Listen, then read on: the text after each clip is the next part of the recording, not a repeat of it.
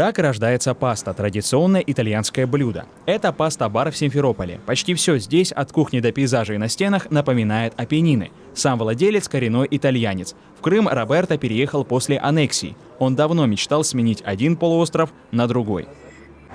Было интересно попробовать открыть именно паста-бар, где паста это вообще самое высокое качество, с итальянского оборудования, с российская мука, твердых сортов и яйца. Зато с ингредиентами для соусов и начинок на полуострове не густо, добавляет Лочичеро Вайна. У нас санкции, и санкции значит, что все молочные продукты нельзя импортировать.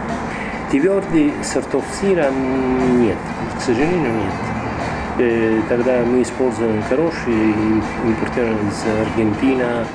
Итальянский бизнесмен легко открыл собственный бизнес в России, якобы потратил на это всего неделю, при этом никому не дал взятки.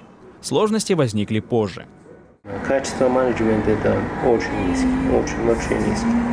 Видно, когда ты готовишь местные партнеры,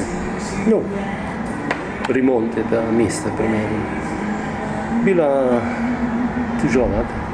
Местных рестораторов итальянец конкурентами не считает. Говорит, в их кухне от Италии одно название. Много наших коллег попробовали готовить итальянскую кухню. Я как итальянец говорю, результаты неплохо, но пока очень далеко. А это уже лакомство не по иностранным рецептам, а по родным крымским. Колдуют над ними крымско-татарские кулинарные мастера. Например, приезжая с России, там не могут же, например, здесь там их угощать там русскими блинами, да, у них, японцев там сушами, да, там. А Крым это непосредственно связано с крымской кухней, с крымско-татарской кухней.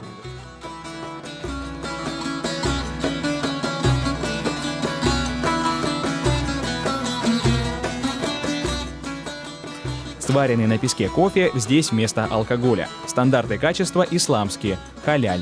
Следовать российским требованиям труднее, признается хозяин.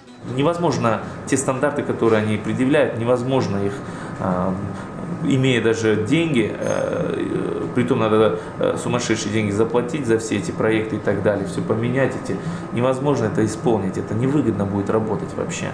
Заведение в этническом стиле за 7 лет полюбилось многим, но появились и нежелательные гости, сотрудники российских проверяющих органов. 2 года подряд они регулярно врываются в кафе. В украинские времена такого не было.